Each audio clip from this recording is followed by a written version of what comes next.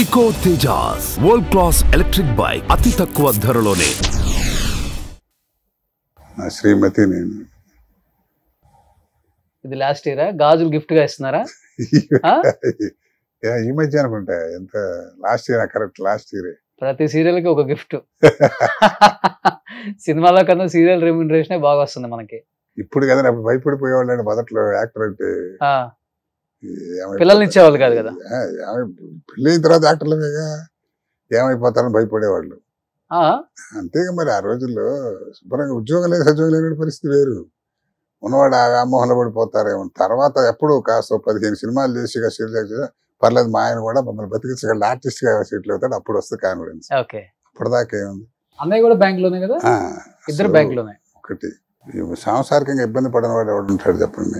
ఇప్పుడు ఇంతమంది ఉన్నాం ఇక్కడ, ఎవరైనా ఇంటి దగ్గర తిలకం దిద్ది నాన్న సినిమా రంగం ఏళ్ళరాడు ఎవరు పంపేవాళ్ళు పంపుతారా? ఇప్పుడు పంపుతున్నారు. మా రోజులు అసలు ఇప్పుడు కాస్త పిల్లల్ని ట్రైనింగ్ ఇచ్చిన చైల్డ్ హాస్టల్ నుంచి వాళ్ళు డాన్సులు నేర్పి పాటలు నేర్పి అసలు బిల్డప్ పేట. పూర్వం ఏముందండి, ఏదో గాలి అవటమే తప్ప సినిమా చంపుతలమ్మడి కూడా నాటకం వేసేవాళ్ళు ఉండేవాళ్ళు. మరి ఆ రోజులు వేరు. మా ఫ్యామిలీ, మా అబ్బాయి మా అమ్మాయిలు ఇద్దరు, నేను. మధ్యలో అమ్మాయి యూనియన్ బ్యాంక్ డీజీఎం, మా అమ్మాయి యూనియన్ బ్యాంక్, రెండో అమ్మాయి బ్యాంక్ ఆఫ్ ఇండియా ఏజీఎం. పెద్ద పొజిషన్ లో ఉన్నారు. కాస్త సూపర్ సూపర్. అల్లుళ్ళు కూడా మంచి వాళ్ళు దొరికారా? మా పెద్దలుడు పోయాడు, మా రెండో అల్లుడు అతను అమెరికాలో ఉంటాడు. బాగానే సంపాదించారు సార్, 100 కోట్లు సంపాదించుంటారా? నేనా అంటే కళాకారుడిగా భగవంతుని కోరుకున్నవని ఇవ్వలేదుగా, నాకేమి వాళ్ళది ఇచ్చాడండి. వెల్ సెటిల్డ్ అని చెప్పలేను కానీ ఒక నటుడైనందుకు కంఫర్టబుల్లీ సెటిల్డ్ లైఫ్ లో సుఖంగా ఉన్నా. అంటే ఏంటి అర్థం దానికి? వెల్ సెటిల్డ్ అంటే మరి కంఫర్ట్ అంటే అదే కదా. మరి దేనికైనా అంటే డబ్బే కదా కంఫర్ట్. ఇప్పుడు ఎన్ని కోట్లు ఉంటే కంఫర్ట్ ఉన్నదంటే ఆ కంఫర్ట్ కంటే ఇవాళ ఆర్టిస్ట్ జీవితం అంటే ఆ మాత్రం ఉంటేనే కదా కంఫర్ట్. అంటే కదా ఇప్పుడు గబుకున్న ₹1,00,000 కావాలి, మార్కెట్ లో పుడుతుంది. లేదంటే అవసరం లేదు, మన దగ్గర ఉన్నాయి అట్టా. అందుకని నేను ఎత్తుకోకుండా హాయిగా సరిపోయింది. నా ఆస్తి నా పిల్లలే మాక్సిమం. ఒకటి ఆర్థికంగా మనమన్నా ఎదగాలి, లేకపోతే ఆర్థికంగా మన కుటుంబంలో ఎవరైనా ఎదిగితే వాళ్ళ ద్వారా అయినా కానీ మనం సపోర్ట్ తీసుకొని ఎదుగుతాం. అందరూ మనం ఆల్మోస్ట్ సినిమా ఇండస్ట్రీలో చాలా మంది ఫ్యామిలీస్ చూసాం, ఒకళ్ళు ఎదిగారంటే వీళ్ళు మొత్తాన్ని వేసుకొస్తారు. అలా అన్నయ్య ఏమన్నా ఆర్థికంగా మిమ్మల్ని సపోర్ట్ చేయటం కానీ? అవసరం లేదుగా, అసలు అవసరం రాలేదుగా నాకు.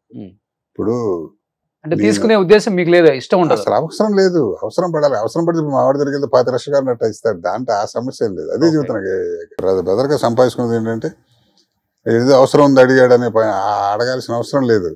పిల్లల పెళ్లిళ్ళు వాడి చదువులకి కదా, దానికి కూడా ఏదో వస్తుండేది బ్రహ్మాండంగా. ఇప్పుడు మన టీవీలో చెప్పేది కోటి సంపాదించిపోయిన అవసరానికి కొంత కావాలంటే హాయిగా ఉండేది.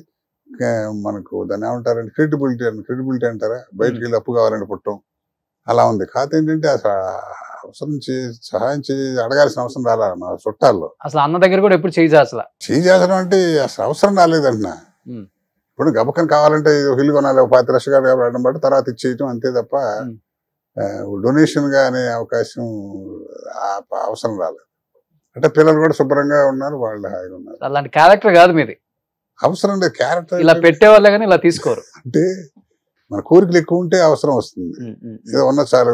ఇప్పుడు 50 లక్షల రూపాయలు ఇల్లు కొనుక్కుంటే చాలండి సాటిస్ఫై. ₹1,00,00,000 ఉంటే వెళ్ళాలంటే అప్పు అడగాలి. ఏదో లోన్ పెట్టినా కట్టుకున్నా, ఇది బ్యాంక్ ఉంది, మహాసంస్థ కాపాడింది. బిఫోర్ ఎట్లా ఉండేదంటే కుటుంబంలో ఒకళ్ళు ఎదిగితే ప్రతి ఒక్కళ్ళు వాళ్ళ మీద ఆధారపడి బతకడం అనేది ఉండేది పాత రోజుల్లో. పాపం వీళ్ళకి చివరికి ఏం ఉంచకుండా చనిపోయిన వాళ్ళని కూడా చూసే మార్గాలు అన్నీ ఉన్నాయిలేండి. దాంట్లో ఉన్నాయి. కొంతమంది ఏంటంటే వాళ్ళు సంపాదించగానే వాళ్ళని పైకి తెచ్చుకున్న వాళ్ళు ఉన్నారు, వాళ్ళ వెనక కూడా అట్లా అన్ని రకాలు ఉంటారు. దుర్మార్గం ఎక్కువ ఉంటుంది జరలుగా మంచికన్నా.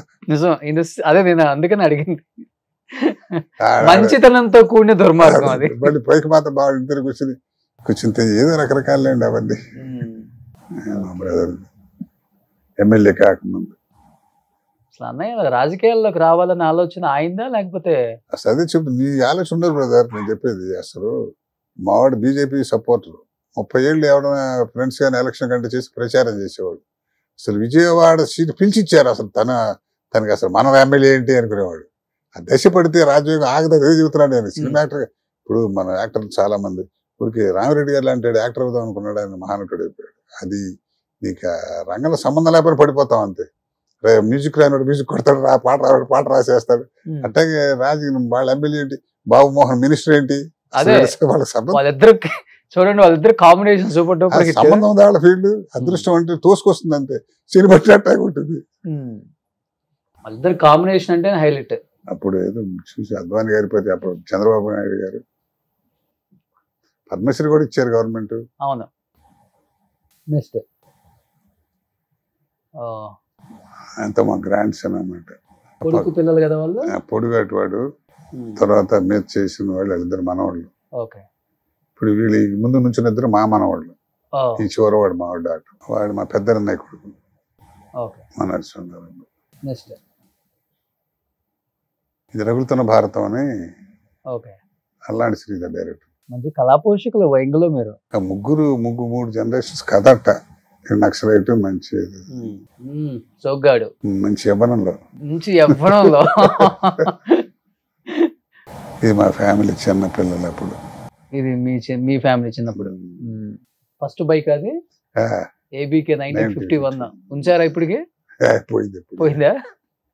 దీని మీద వెళ్ళే వాళ్ళ షూటింగ్ కాదు, బ్యాంక్. అప్పుడు షూటింగ్ హైదరాబాద్ వచ్చిన కొత్తలో 86. ఓకే. నెక్స్ట్ అన్నయ్యకి మీకు ఒకటి మంచి మెమరబుల్ మూమెంట్ గుర్తుండిపోయేది లైఫ్ లాంగ్, కష్టం కానీ సుఖం కానీ అంటే ఏమని చెప్తారు? ఒకటి కష్టం సరే, అందరూ తెలిసిన కష్టం అనుకోండి. గమ్మత్తు గట్టి ఉండేదంటే ఒకసారి విజయవాడ ఏదో అప్పుడు కంకిపాడి నుంచి విజయవాడ సైకిల్ వేసి సినిమా చూడడానికి వచ్చేవాళ్ళం. ఒక 20 రూపాయల నోటు ఉంది అప్పుడు నా దగ్గర. 20 రూపాయల నోటు అంటే 100 రూపాయల నోటు ఉన్నట్టే కదా.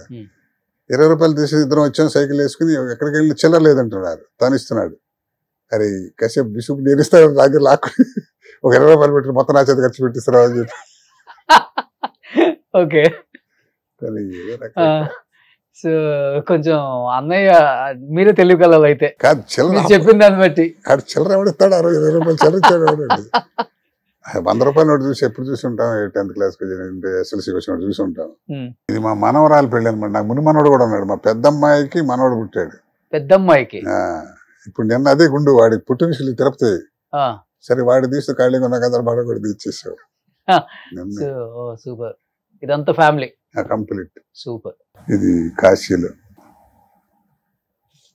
కాస్త పుణ్యక్షేత్రాలు ఎక్కువ తిరుగుతాను. లవ్ మ్యారేజ్ మీదే? అరేంజ్డ్. అప్పుడు పెళ్ళి అవటమే కష్టం, లవ్ ఎక్కడ? అంతేనా? ఏదైనా చెప్పాలంటే సంతృప్తి జీవితం. హాయ్ అండి, చూస్తున్నా కదా. అంటే ఊరికే ఏం కోరికలు మనిషిగా, ఒక మా అన్నగా, ఒక తమ్ముడిగా, and successful father, successful son, successful officer, life లో సక్సెస్. ఎంత ఉంటే సక్సెస్ అంటే చెప్పలేము. హ్యాపీగా ఉన్నాం దానికి. ఇంకా అసలు మనం అంటే లోపల ఉంటుంది కదా, అరే మనం సినిమా రంగాన్ని పవన్ కళ్యాణ్ రీప్లేస్ చేద్దాం అనుకున్నాం, చేయలేకపోయారు. అది ఊరికి లేదంటే ఉత్తమ మాట పైకి కోతలు.